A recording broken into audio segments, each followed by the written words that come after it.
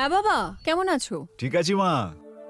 আচ্ছা, তোমার মনে আছে তো সামনের সপ্তাহে তোমার মায়ের 70 বছরের জন্মদিন? আমি কি করে তার জন্মদিন ভুলতে পারি, কিন্তু উনি তো আমার মুখটা দেখতেও পছন্দ করেন না। আর যবে থেকে ডিভোর্স হয়েছে আমি আমি বাড়িতেও যাইনি।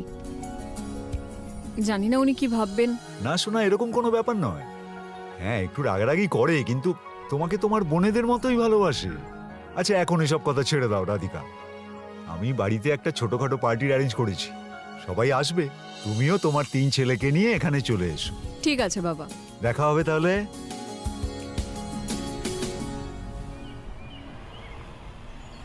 Stop the car.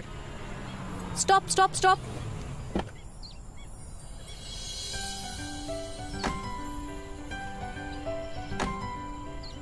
কত বছর পর আমি আমার গ্রামে, আমার বাড়িতে এসেছি। কি হলো ম্যাম, আপনি এত দূরে গাড়িটা দাঁড় করালেন? Any problem? আরে কোনো প্রবলেম না। আর এই ছোট ছোট বিষয়ের জন্য গৌরবকে ফোন করো না। আমি গাড়ি এখানে এই জন্য থামালাম কারণ আমি নিজের সম্পত্তির শো অফ করা পছন্দ করি না। আর বাড়ি তো এইখানেই। আইল গো ওয়াকিং। গৌরব স্যার আপনার মায়ের জন্য এই গিফটটা দিয়েছে। এটাকে একটা প্লাস্টিকের প্যাকেটে দিয়ে দাও। দামি জিনিসগুলোর এইভাবে শো অফ করা কখনোই উচিত নয়। ঠিক আছে ম্যাম।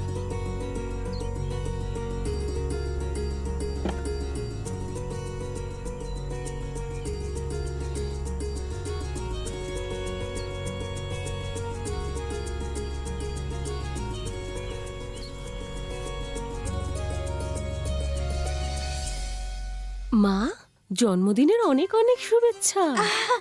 থ্যাংক ইউ মা। মা, হ্যাপি বার্থডে। এত দামি gift, thank you so much সোনা। বাপরে, এত দামি গিফট, আমি তো খুশিতে পাগলই হয়ে যাব। মা, এটা তো কিছুই না, দেখে নিও। পৃথিবীর সব দামি জিনিস তোমার পায়ের কাছে এনে রেখে দেবো। আরে বাহ মীরা, তুই তো খুব লাকি। এত সুন্দরী আর গুণবতী একটা মেয়ে পেয়েছিস। শুধু বুদ্ধিমতীই না, বড় লোকও।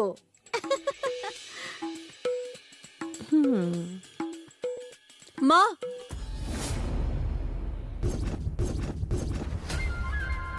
হে ভগবান, ও আবার এখানে কি করতে এসেছে? হ্যাপি বার্থডে মা।